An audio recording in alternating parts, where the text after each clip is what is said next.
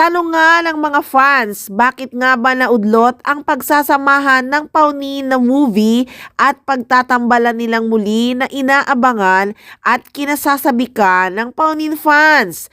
At of course, ang solid nilang tagahanga. Ang dahilan daw talaga ay ayaw nilang ma-focus sa love team nila ang bawat isa.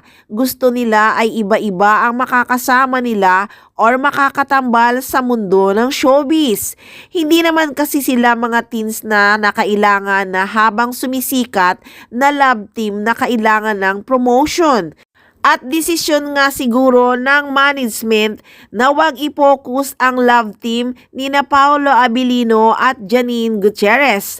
At isa pang dahilan ay talagang marami silang dream na artistang gustong makapareha. Si Paolo Abilino rin gusto ring makapareha ang iba't ibang magagaling na leading lady. At ganun din si Janine Gutierrez. Gustong makapareha ang mga dream niyang magagaling na aktor sa showbiz. Kaya naman ang mga fans nila ay sanay na at unti-unting naiintindihan ang Paunin, pero nakakamiss naman talaga kasi ang Paunin. Kaso talagang sinadya na ng management ang mga pangyayari na hindi mo na sila pagtambalin. Mahirap naman kasi na talaga sa kanilang dalawa lang nakapokus ang kanilang career. Lalo na totoo naman ang kanilang relasyon at naghihintay na lang ng right time bago magplano dahil hindi na sila bumabata, nasa right age na sila para magplano ng kasal or pag-aasawa.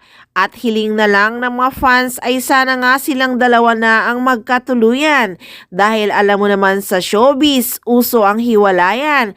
Kahit na matagal na ang relasyon ay nauuwi pa rin sa hiwalayan.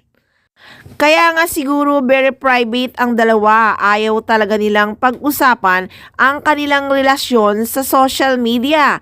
Mahirap talaga sa showbiz industry.